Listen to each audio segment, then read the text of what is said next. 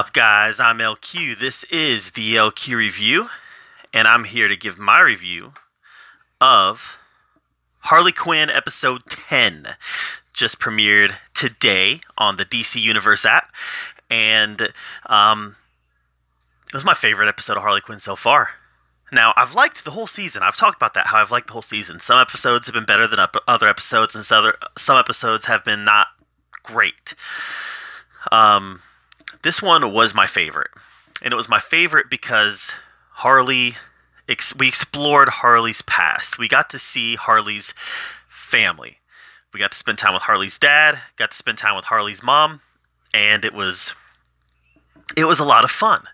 And it definitely added to the growth of the character, because now the character has realized that my family, spoiler alert, that my family is not my family, that my family doesn't care for me, and there's no reason for me to care for them, and that my real family are these people that I've surrounded myself with, and that are part of my posse. You know, Poison Ivy, King Shark, Clayface, Dr. Psycho, those guys. Those are her family. And her biological family are just horrible people. Worse people than Harley, who isn't a good person.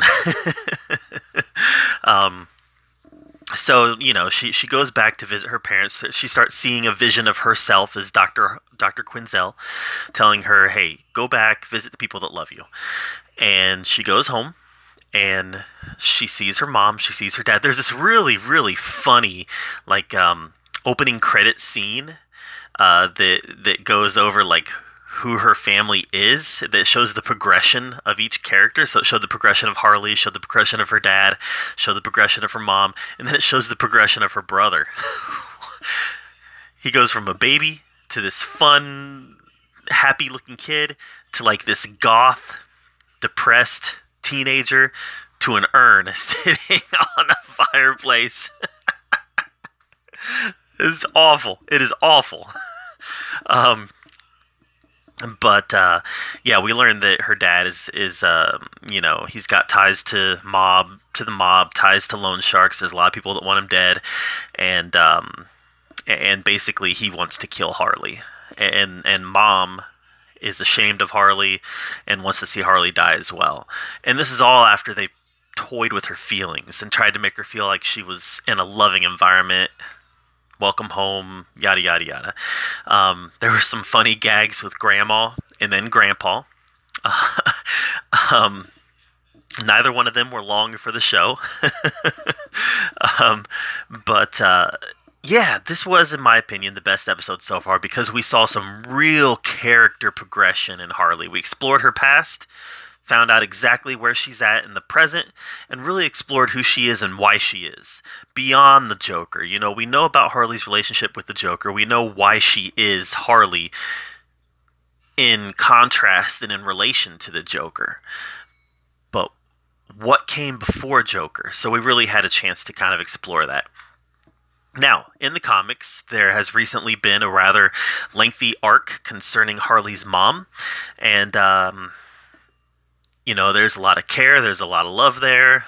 In the comics, Harley's mom dies, and it really creates this turning point for Harley in the comics. I'm not sure that we're going to see that happen in the show, because mom is not a good person, mom is not a nice person, mom is rather awful.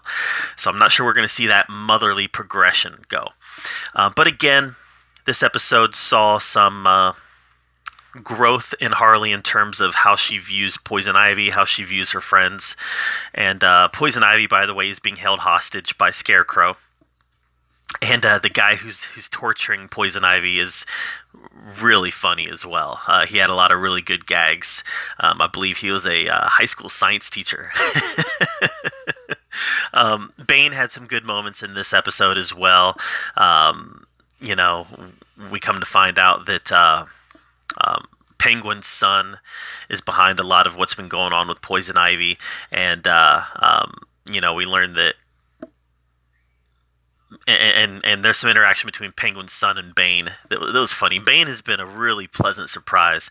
You know, some characters that they've really treated as jokes in this series, I haven't liked it. I thought it's been a little disrespectful to the character. But other characters that they've treated as jokes, I've really loved, because it's like this character they are just accentuating what's hilarious about this character in the first place. So I don't know. I don't know. Like, I felt that they were a little disrespectful to Damian Wayne. I thought they were really disrespectful to Commissioner Gordon.